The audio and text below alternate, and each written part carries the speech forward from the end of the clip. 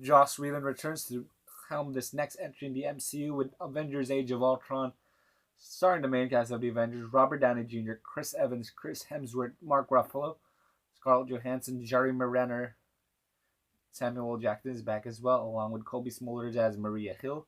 And we have new faces in the lineup, such as Quicksilver, played by Aaron Taylor Johnson, Scarlet Witch, played by Elizabeth Olsen, and Paul Bettany, who was once Jarvis, now playing Vision. We have James Spader as Ultron.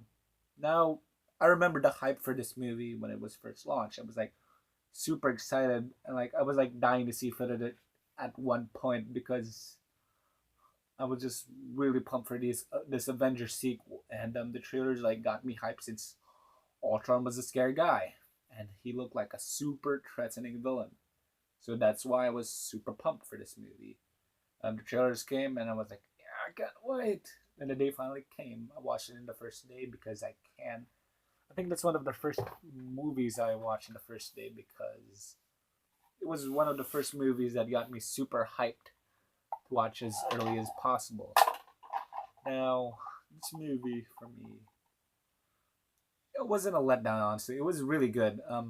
It got a little lower on my list the more I think about it, but now after a rewatch, I really like this movie.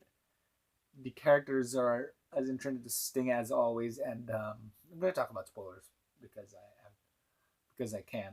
This movie's like 3 years old right now. Okay.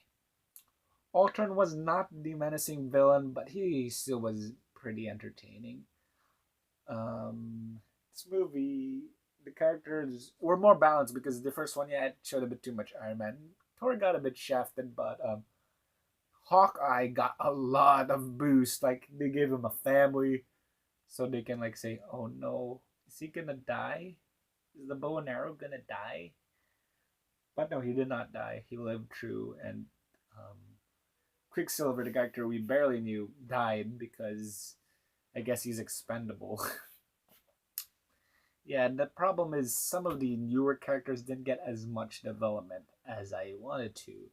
Quicksilver barely got anything interesting to do, so when he died, you like, well, that sucks. But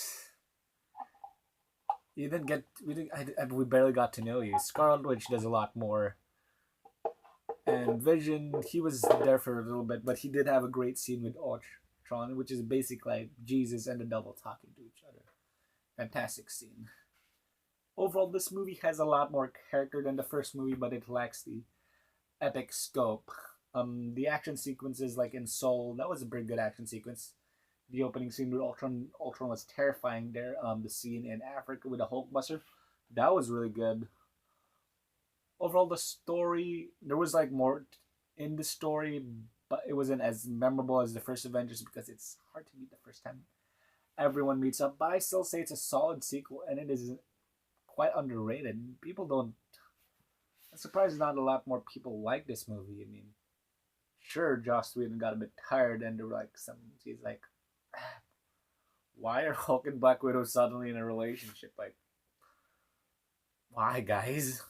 But overall, I really enjoyed Age of Ultron, and it is a really fun movie, and I give it my recommendation.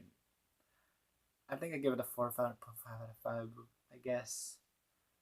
Anyways, let's finish phase 2 with the special guest. You can see him. Hey, Scott. He's there with Ant-Man. So see you guys in the next review.